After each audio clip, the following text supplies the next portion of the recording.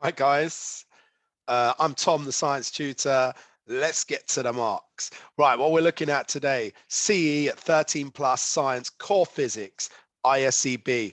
This is an exam paper that you're likely to take, or this style of paper is one you're likely to take if you're applying for independent schools in the UK. And this is the core physics paper. You've got 40 minutes here to cover 60 marks. So quite a short amount of time. So you need to move quickly through the paper at all times. You're not going to be very successful on this paper unless you revise. I'm going to talk you through how to answer the paper, but I'm not going to go through the entire content of the specification. You can watch other videos of mine where I cover the content.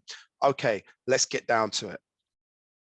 So the first set of questions in any of these science papers for the ISEB or the CE are going to be multiple choice. Let's get into them.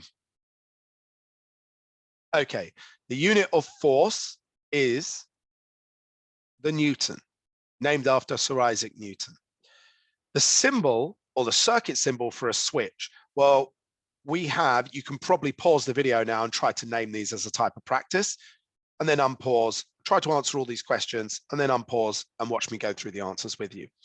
So the first one here we have is a fuse. The second one is a light dependent resistor. The third one here is a resistor. And the fourth one is the switch. So brilliant. Let's go to the third one. A note with a pitch lower than a middle C has a smaller, well, if your pitch is lower, you have a smaller frequency. So the answer is frequency. Low pitch goes with a low frequency. High pitch goes with a high frequency. Now, the next question, the planet in our solar system next closest to the sun after the Earth, what is it? Well, you need to memorize the order of the planets, and you can probably all do that by now, but just in case you can't, here is my way. My very elderly mother just served us nachos. So don't worry about my mix of capitals and lowercase. So this is called a mnemonic, and these are useful ways of remembering some small parts of the content. Right, the planet in our solar system closest to the sun after the Earth. Well, here's the Earth. The next one away from the sun is Mars. Okay, a wave which cannot travel between the sun and the Earth. Well, the Earth and the sun are separated by space. And why can't, well, certain types of waves can't travel in space, and the wave that can't travel in space is sound. Sound can't travel to space. Light, of course, can. Otherwise, we wouldn't have all this lovely light around me if it would be nighttime permanently on the Earth. So light can travel to the Earth, and infrared and ultraviolet are just different wavelengths of light, so they can certainly travel to the Earth. But sound requires the vibration of air particles. Space is a vacuum, and so sound cannot get to the Earth. Right, let's clear these and move on. Why can we, well, we can see the moon at night because, well, why can we see the moon? Well, here's the Earth. Here is the sun.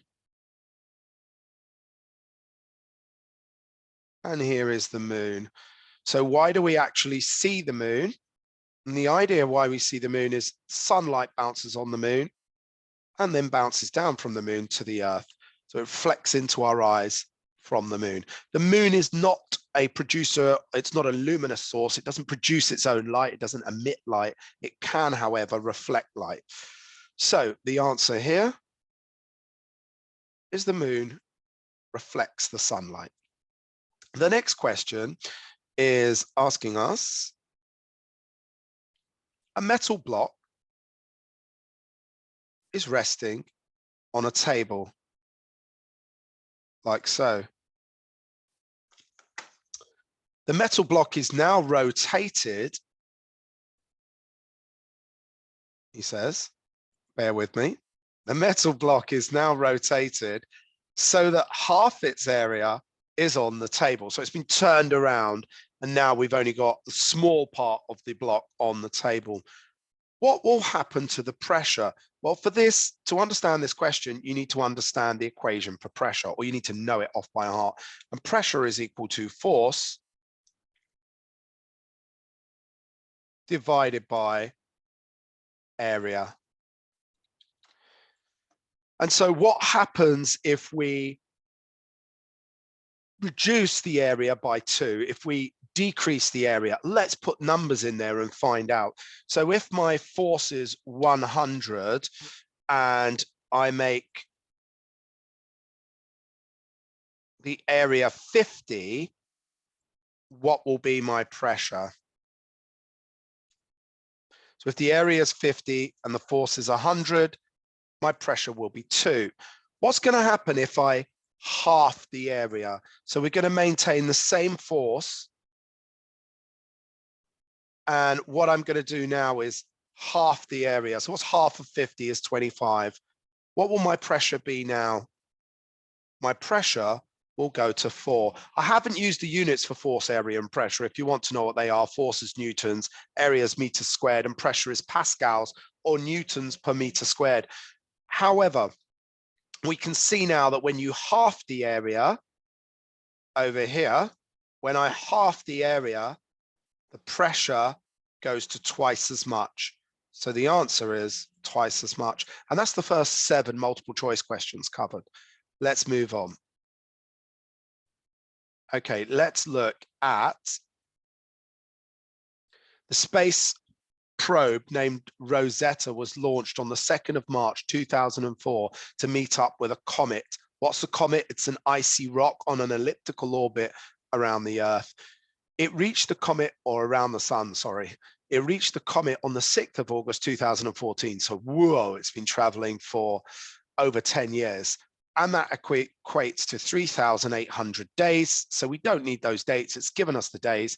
Show that the time is 91,000 hours. So here is a simple equation. We've got 3,800 days. How many hours are in a day? You've guessed it, 24 hours. And if we do that equation, we will get 91,200 hours. That was traveling for a long time. Right, state the equation that links. All right, let's state the equation here that links speed, distance, and time. Here's a little trick. You should know this off by heart. So you should know that speed is equal to distance divided by time. If you ever get into an exam situation and you've had a mind blank and you can't remember your equation, there are some clues sometimes in the exam paper, and this exam paper is no exception. They've just told us that the speed is km diagonal line HR. Km diagonal line HR. What is this line? This is your dividing line. So essentially, they're telling us that speed is equal to kilometers over hours. What is a kilometer? A kilometer is a distance. What is hours? Hours are a unit of time. So distance divided by time. They've given us the equation in the test by writing the units here. So always check your units to confirm you've got your equation right. Let's carry out the maths. We know that the kilometers are 6,400 million. And you have to be really careful here because you're likely to make a mistake with such a big number. So show you're working. You might get 1, even if you make a calculator error or a maths error in your head, a calculation error, you still might get 1 mark from writing your working out. So make sure you do that. And that is over 91,200 hours. So let's just 6,400 million, it's a huge number of kilometers, divided by the hours, and we're going to get our answer here. And I will just calculate that and liable to make a mistake. So you might want to do this twice. You definitely want to write your working out. The amount of students that don't bother with their working out. Now I'm just going to keep this, and they've given us the unit. We don't need to write the unit. So it's 70,175. and we can just round that. Nice. Right, as the probe, which is an exploratory space vehicle, approached the comet, it had to be slowed down using rocket motors. This is like boosters to slow it down so it doesn't crash into the comet. Suggests why they used rocket boosters and they didn't have a parachute come out. A parachute could be used to slow it down. But why not in space can we slow things down with a parachute? Why can't parachutes be used in space? What's missing in space? What isn't there in space? There is no air. You could write no atmosphere. I don't know why I'm writing in capital letters or why they're so large, but there we go. That will get you the first mark to say there's no atmosphere or no air in space. And then the second mark will be to explain that how does air slow things down on the Earth? If you had a parachute on the Earth, why does air slow it down? So there's no drag. Another word would be friction. Another word would be air resistance. So any of these will get you the second mark. You don't need to write them all, just one of them. Okay, good. Let's move on. Right, we're coming down to here. Matthew decides to build a device to measure current. Why not? The diagram shows the apparatus he uses. Zoom in a little bit.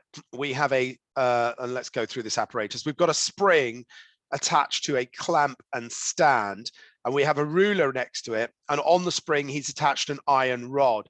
He's then got an electromagnet. And essentially what's going to happen here is when current flows through this wire, this is going to become an electromagnet with field lines coming out around the magnet from north to south. And anything that's magnetic, 3 magnetic materials, nickel, cobalt, and iron, they will be attracted to the electromagnet and therefore stretch the spring downwards. So we should see the pointer, which is here on the spring, move down when the magnet is turned on and attracts the iron down, when the electromagnet is turned on. Now, if you increase the current on an electromagnet, you increase the magnetic field and the strength of the electromagnet. We should see the spring get pulled down even more. So we should see the stronger the current, the more the needle gets pointed down. Let's get into this question. The electromagnet is connected into the circuit that he wants to measure the current. When a current flows in the electromagnet, the iron here is pulled downwards here. Explain why the iron is pulled downwards when a current flows in the electromagnet.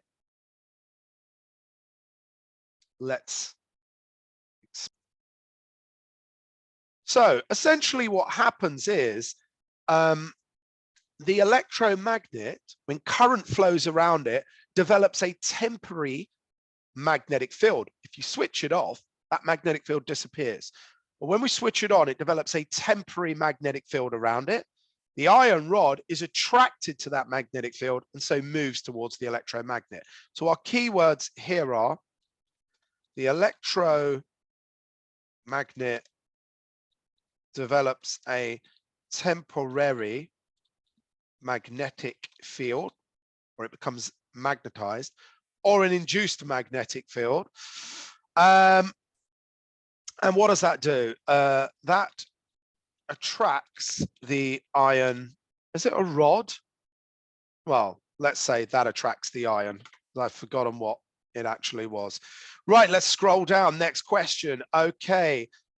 With no current flowing, the magnet will be off, and the pointer is at 18 centimeters. However, when the current is flowing and the electromagnet is connected in a circuit and the current is flowing, the position of the pointer moves down. We explain why it's attracted, and it moves down here, right down the new position. Let's zoom in. This is getting you. Can you read this scale? Well, how do you read a scale? You check the numbers. So we've got 18, we've got 17, we've got 16, we've got 15.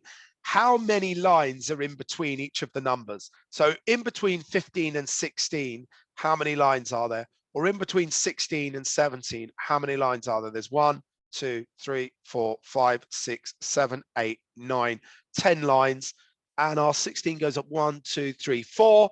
So the answer is quite simply 16.4. Let's look at the next question. Show the extension of the spring caused the current. Show that the extension of the spring caused by the current is 1.6 centimeters. Not sure what's wrong with me today, but I can't speak very well. I have a cold. So show the extension of the spring caused by the current is 1.6 centimeters. Okay, so we can see that when the spring had no current and the magnet wasn't on, the electromagnet was not magnetized, we can see that the extension was 18 centimeters. So our pointer would have been roughly there. We can see that the new position when it is magnetized is 16.4. So how much did it extend? Well, simple maths, 18 minus 16.4 equals 1.6 centimeters. There we go.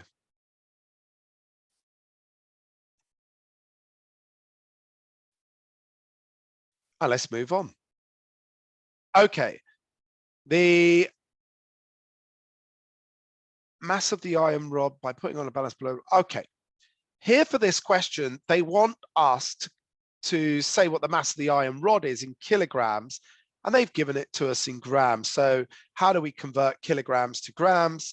We divide by 1,000. So kilo here, the K stands for kilo, which means 1,000. So how many thousands of grams do we have? Well, we need to divide by 1,000 to find that out. And we have 0.2 kilograms. Let's move down to the next question. So on Earth, the gravity exerts a force of 10 newtons for every kilo you have. So I weigh 95 kilos. That means that every kilogram of my body is being pulled by 10 newtons. That's the force of gravity on each kilo. So I have 950 newtons in total of force pulling me down. Calculate the weight in newtons of the iron rod and give the correct unit. Well, the iron rod is only 200 grams or 0.2 kilograms. So I need to convert that mass into newtons. So I need to do 0.2 kilograms times 10 newtons equals 0.2, and the unit is newtons.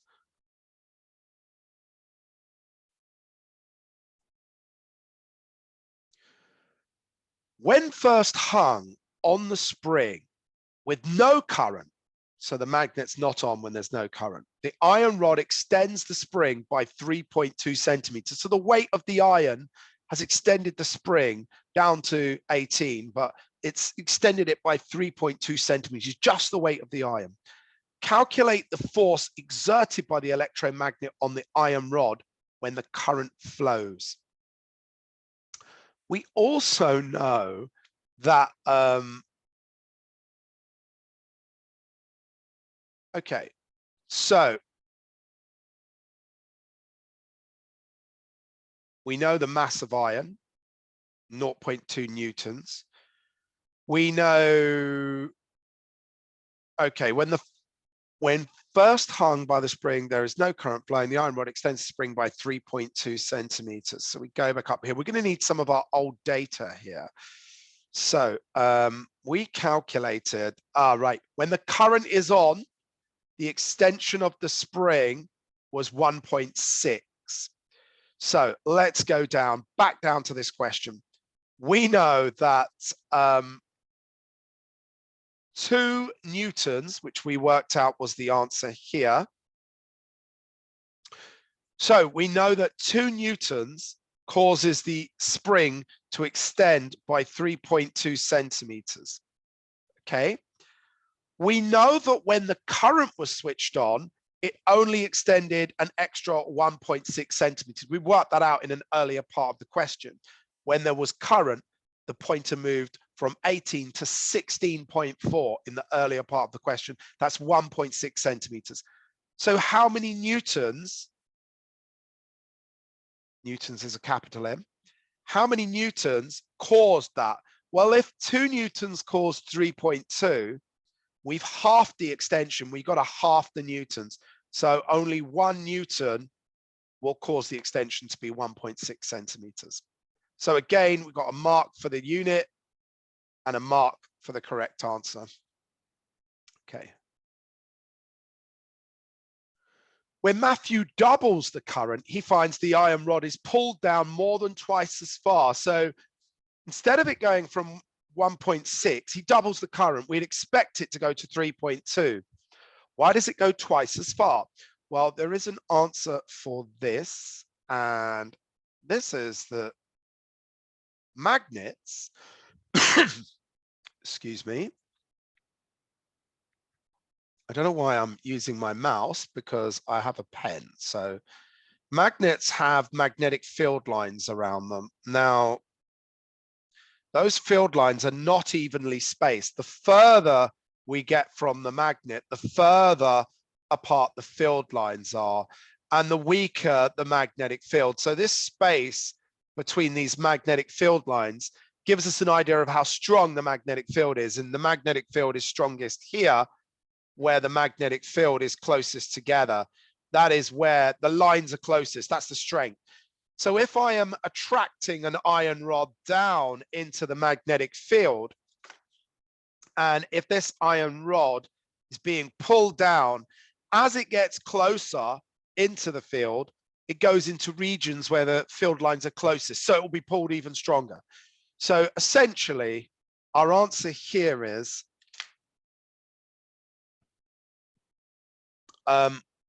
closer to the magnet, or in this case, the electromagnet, the field lines are closer together.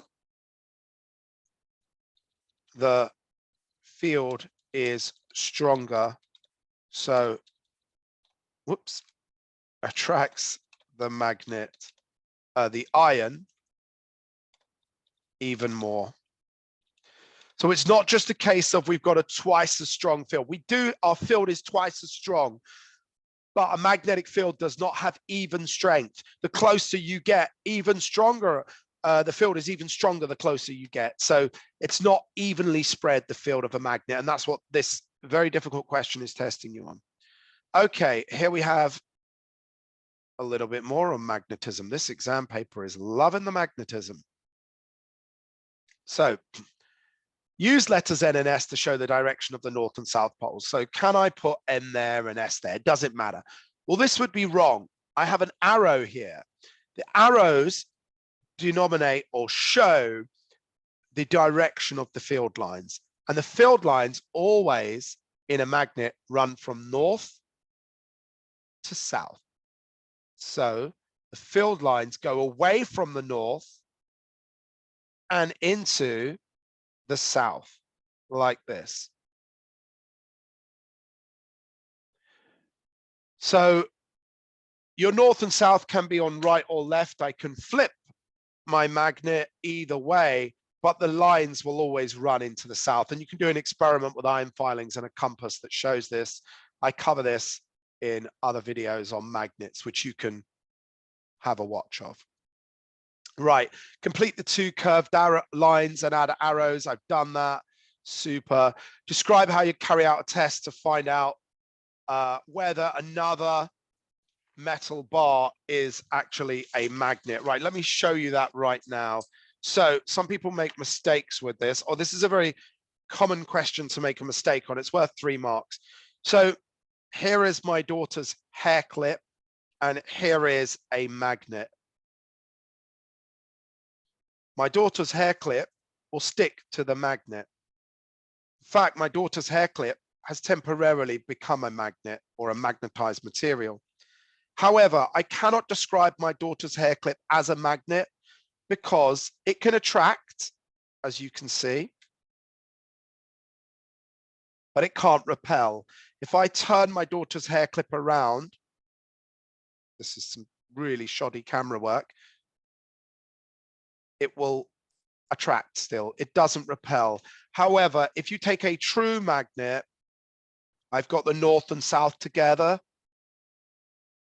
they will attract. If I take the opposite, the like poles, sorry, like north and north, look, they will repel.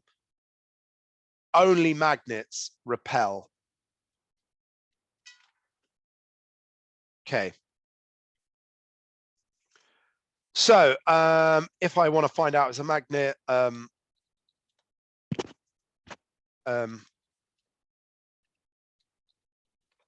place the metal bar and place the metal bar opposite the magnet. Push towards the magnet and see if it repels.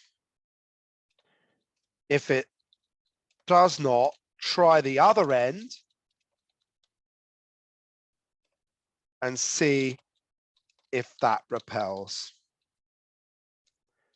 A magnet will repel when like poles are together. So you cannot say, oh, it will attract. That will get you 1 mark because magnets will attract, but all magnets can repel. There are other things like my daughter's hair clip that is not a magnet that can attract. However, my daughter's hair clip will stick to the south or north pole and it cannot be repelled.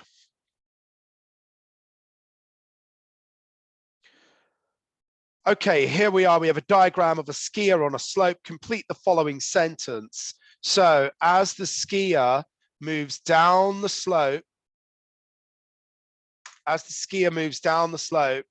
gets faster skiing down the slope, there's something energy store is transferred to another energy store. What do you have if you're high up?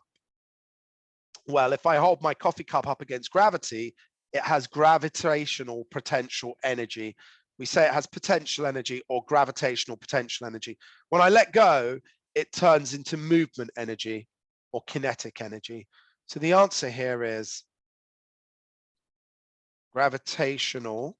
You can just say potential energy. Gravity.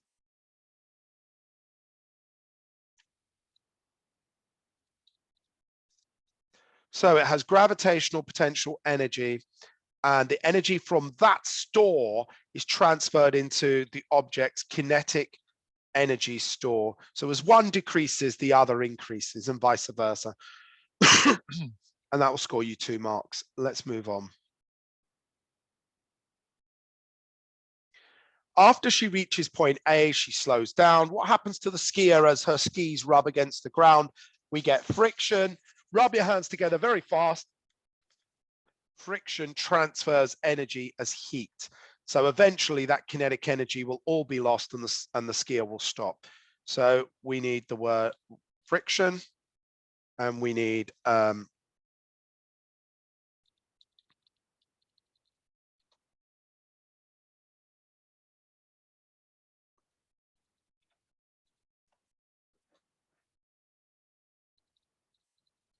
it's transferred as heat to the environment.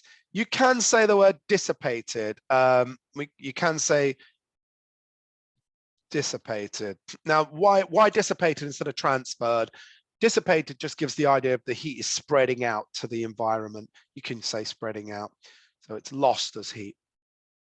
Okay, question 6. We're on to the planets. Let's go. So which of the 4 planets has the shortest day? We've got a table of data here. This first question is asking you to look at this column, and the one with the shortest day, time to rotate. Well, we get day and night. When the Earth rotates, half of it's in daylight facing the sun, the other half is in darkness, in shadow, and we call that night. So Jupiter only takes 9.9 hours to rotate on its axis, so it's going to have the shortest day. So the answer is Jupiter. Right, let's move on. The average surface temperature on Jupiter is minus 110 degrees. Use the data to say why it's the coldest. We now look at this column here. Look at its distance from the sun. It's the furthest, so it's going to be colder. But 2 marks, so we can't just say it's the furthest. It is farthest from the sun. What could the second mark be for? Well, the second mark, if you're further from the sun, what are you getting less of? Less energy reaches Jupiter. So that energy is being wasted, is being absorbed and emitted and reflected and bounced on its way to Jupiter. It's getting less is actually reaching Jupiter. Sunlight energy, heat energy, radiation, they'll all probably get you the mark. One of the planets in the table is referred to as a gas giant. Use the data to say which is the gas giant. Some of you probably know what the answer is. Jupiter is the gas giant. These are all terrestrial planets or rocky planets, Mars, Mercury, and Venus. Jupiter is the first of the gas giants and the largest one in our solar system. But look here, this is the density. Density gives you an idea of how close together particles are. Now in a rock, a solid, the particles are close together, so they're very dense, these planets. Jupiter isn't very dense, so that is the clue that it's a gas. The particles are far apart. So Jupiter has the lowest density, so is made from gas, as they have lower densities than solids. The key words here is that Jupiter, 1 mark, is the lowest density, and that tells you that it's a gas, as gas have lower density than solids. Okay, moving on. Question 7. Name the force which keeps a satellite in orbit around the Earth. You should all know that. It's gravity, which I can't spell, but I can now. Name 2 uses of artificial satellites. Why do we put satellites in space? You've got weather for measuring the movement of the clouds and other factors to do with the climate. You've got GPS location. So if you go onto the internet and you try to find out where you are, or you get a map or directions, that's communicating with a satellite. You have TV. So if you have Sky TV or any type of satellite TV, you have a dish on your house, then your television is in communication with a satellite. Some phones communicate with satellites. Some countries use satellites to spy on other countries. So any of those reasons will give you a mark or 2 marks. Some artificial satellites orbit the Earth in 24 hours, while the Moon, our only natural satellite, takes about 28 days. Which must be further? Explain your answer well. Here's the Earth, a lovely brown color. And here is a satellite. And of course, can you explain why would the Moon take longer to orbit? It's got a longer or a bigger distance to travel. The radius of its circle or its orbit is larger. So we can say its orbit is bigger. Its orbit, meaning the path it takes around the Earth, is larger. And that's why the Moon is the answer. So your answer is Moon, and your explain your answer over here, explain your answer. This is because we have the Moon has a larger orbit. You could say a larger radius of its orbit, but yeah, right. Moving on. Okay, 4 marks. Humans have visited the Moon and sent unmanned probes to the farthest reaches of our solar system.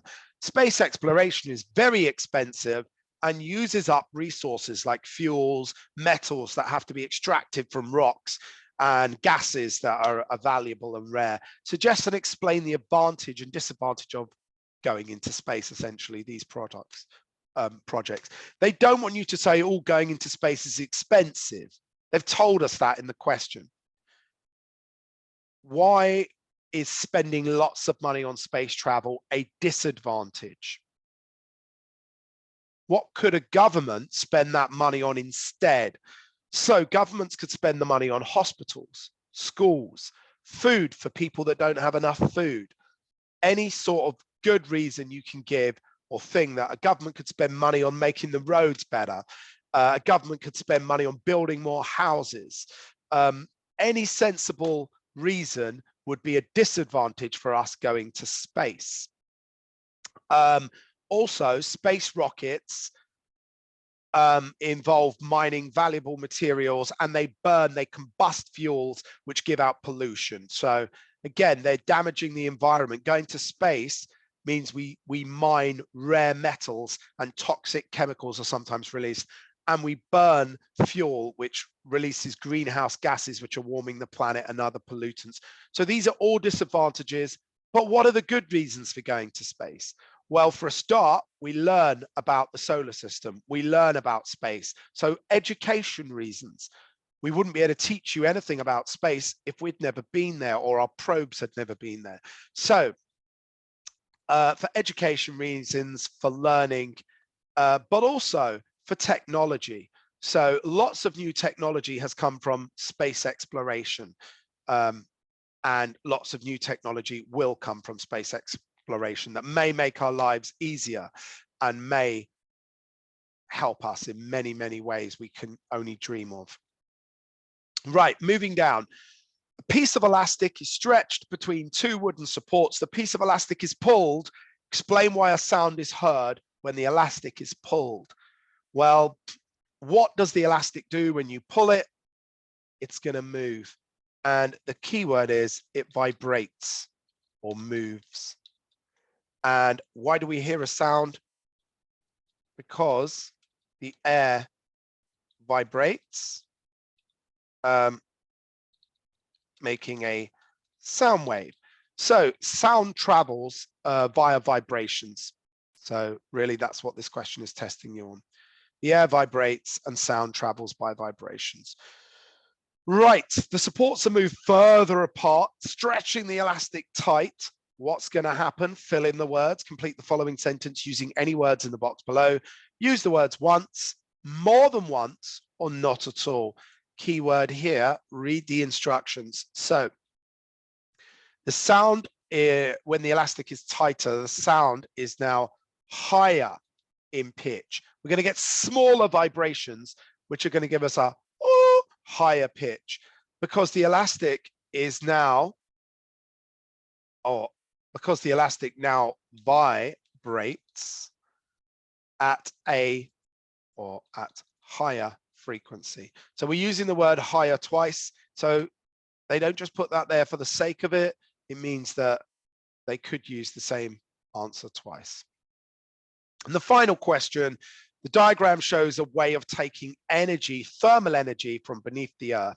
The center of the Earth is very hot, the core of the Earth, and the mantle, the hot rocks below that are very hot. And some of that heat comes up through the crust. And if you're in certain countries like Iceland or New Zealand, you have access to this wonderful type of energy.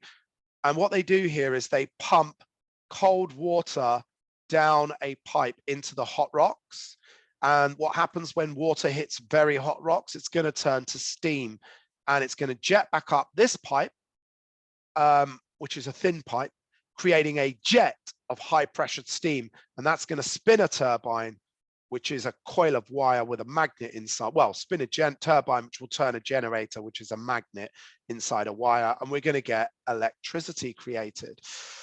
Name the energy resource. We call this geothermal, if you are lucky enough to have this in your country. This is geothermal energy. And you need to know some examples of this.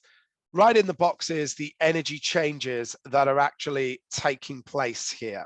Geothermal, it's heat going into steam, which is kinetic. So we have heat to kinetic, should be written in those boxes, or thermal to kinetic. State one advantage of using this type of renewable energy. It doesn't produce greenhouse gases, so global warming. It doesn't produce pollutants, sulfur dioxide, which causes acid rain. Fossil fuels are non-renewable or finite. We're going to run out of them. These are all advantages of using a renewable energy resource. Give an example of another renewable energy resource. Well, you have solar power, wind power, wave power, tidal power, hydroelectric power, biomass. So lots of different ways to make energy without burning polluting fossil fuels that are non-renewable. Okay, guys, that was me going through the paper. It took quite a long time. If you're not up to speed with the content, I have lots of videos on magnets and the other topics within this paper. So subscribe to the channel and yeah, click the like. Thanks.